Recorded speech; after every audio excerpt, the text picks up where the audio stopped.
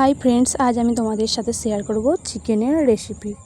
এর জন্য প্রথমে আমি নিয়ে নিয়েছি কিছুটা পেঁয়াজ কুচি, রসুন, কিছুটা আদা, টমেটো কুচি আর লঙ্কা।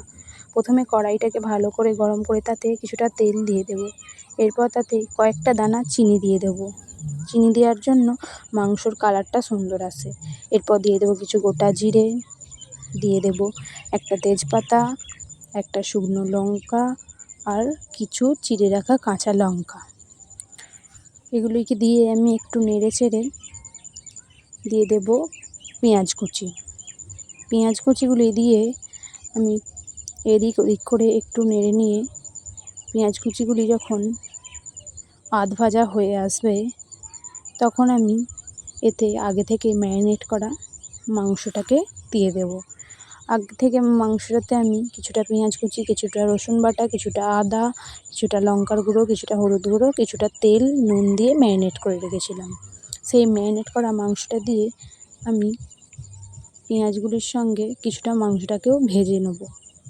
কিছুক্ষণ ভাজার পর মাংসটাতে আমি কিছুটা রসুন বাটা রেখে দিয়েছিলাম ম্যারিনেট করার সময়, সেই রসুন বাটাটা দিয়ে দেব।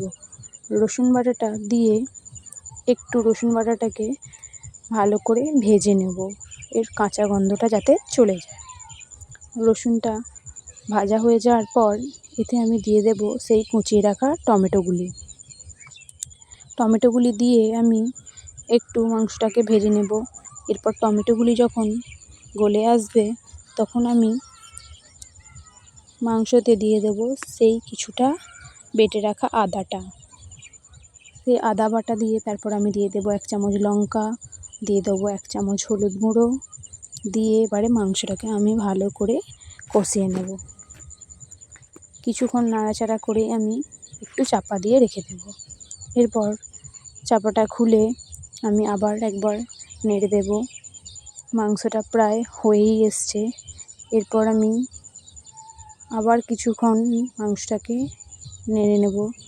এইভাবে নেড়ে চেড়ে মাংসটা ভালো করে কষিয়ে নিতে হবে।